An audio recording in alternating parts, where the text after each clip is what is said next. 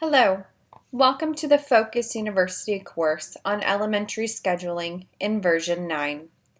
In this lesson, we will learn how to view and edit our course sections. When scheduling for the upcoming school year, we will want to make sure that the correct school year is selected in the drop-down found in the upper right-hand corner of the screen. I will be scheduling in the 2019-2020 school year, so I will want to click on the drop-down and make that selection. Now we are ready to begin. In order to access the information for our course sections, we will want to go to the Scheduling menu and select Courses and Sections. For today's lesson, I will select the third grade subject folder, and we'll take a look at the third grade math course. Now I'm greeted with the sections of this Math Grade 3 course. To view the specific information for a section, click on the section. The sections identify the information related to that individual class. Information can be viewed or edited based on the permissions given. Any field that is grayed out is set in the course catalog and cannot be edited.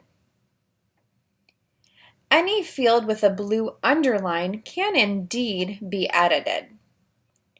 If I need to, I can make changes to all of these items that have a blue underline. I'm simply clicking on that field and making the changes that I need to make. And I can do this for any field that has a blue underline that I have edit access to. After I make the needed changes, click the Save button.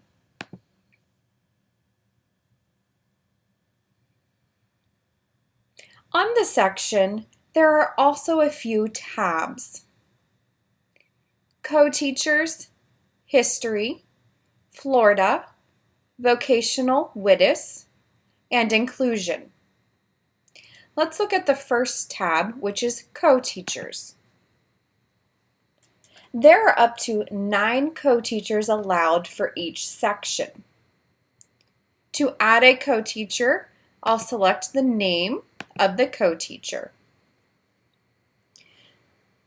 I'll select the permissions that this co-teacher has to the primary teacher's attendance and gradebook, which is none, read only, or modify.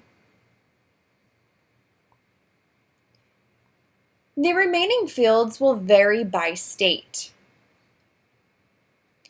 The next field that you see on my screen is the scheduling method,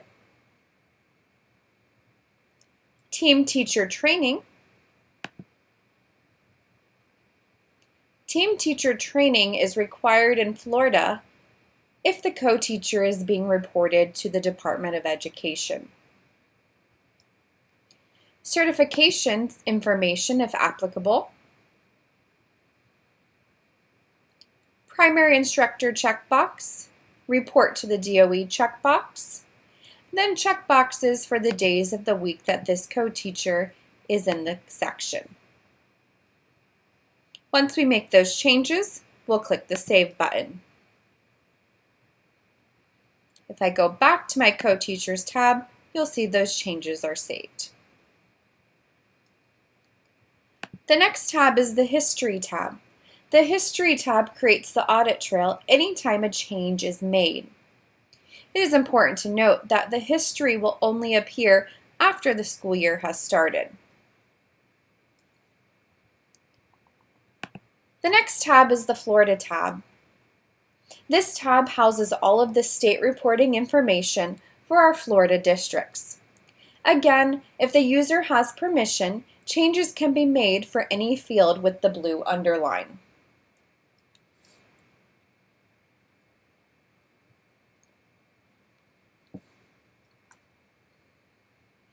We will not need to look at the Vocational WITIS tab for our elementary school. So the last tab that we'll take a look at is the Inclusion tab.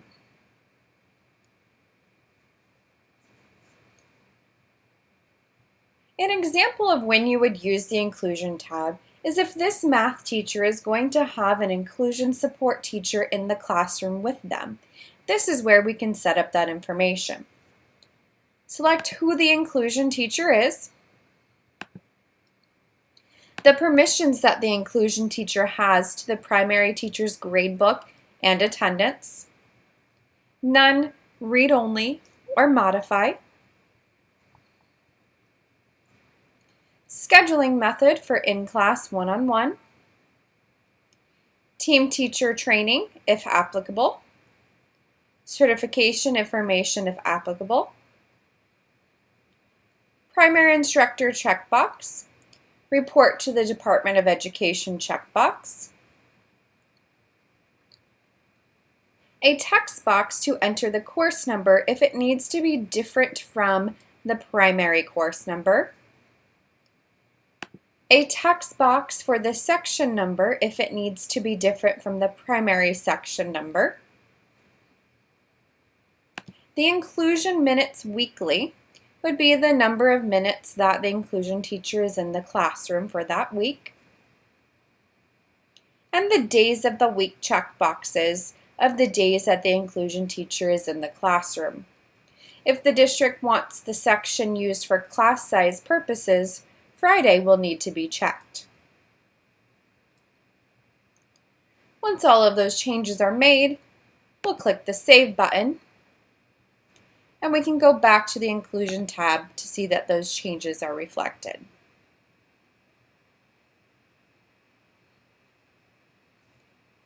Next, we'll look at our Copy feature. If all of my information for a particular section is perfect, I have it set up the way that I want it to be, I can use the Copy button.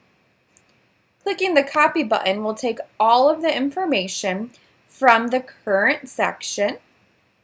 I'll make sure and confirm that I want to create the exact duplicate.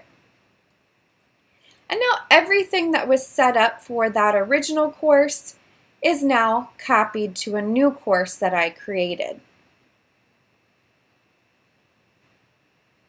A few changes will have to be made. For example, the teacher name might need to change, the room number might need to change, and any other information that needs to change for this copied course. And then we'll click Save. Notice that my short name defaulted to 001. But my other short names are 301, 302, 303. It is recommended to have a particular convention for your short names so that they make sense to your schedulers. 301 makes sense because it's third grade, the first section of third grade. Then we move on to 302, third grade, the second section of third grade. So changing the short name might need to be something that I need to change when I'm copying my section. So it looks like we have a 307 available. So let's change my short name to 307 and save. And now my naming convention for my sections is the same. If I want to create a brand new section and I have the permissions to do so, I will click the plus sign. The plus sign does not copy the information as we just saw. It simply creates a blank slate for a new section to be created.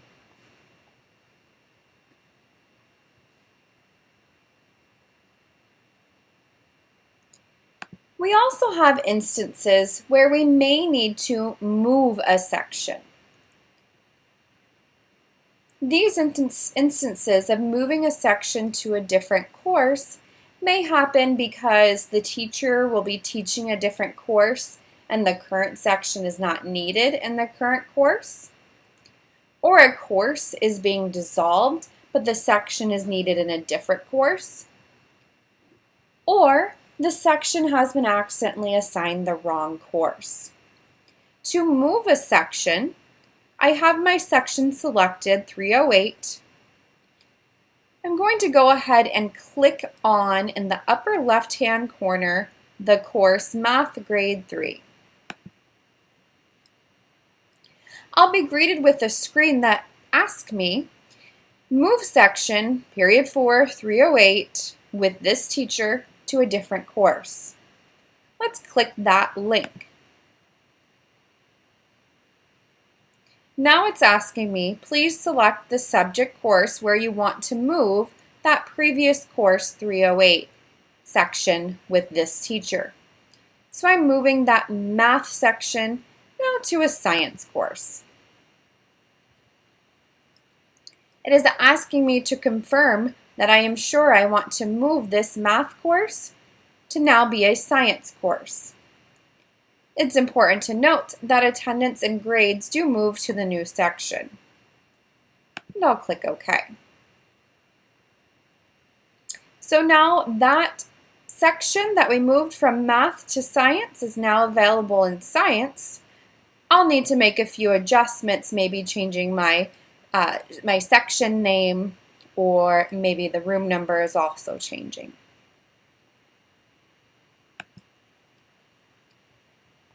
I also have the option to delete sections.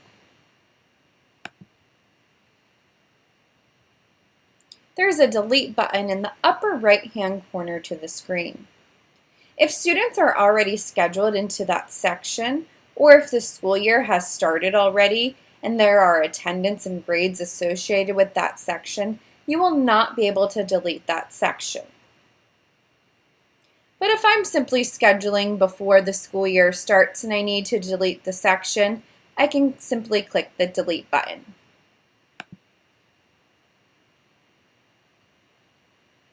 However, notice that I do get the error because this section contains student data and cannot be deleted. In this instance, I may want to use my active checkbox to make this section inactive. I'll simply click on the active checkbox and unselect it if I have permissions to, and click Save. That makes this section inactive rather than deleting it. This concludes the lesson on viewing and editing sections for elementary scheduling.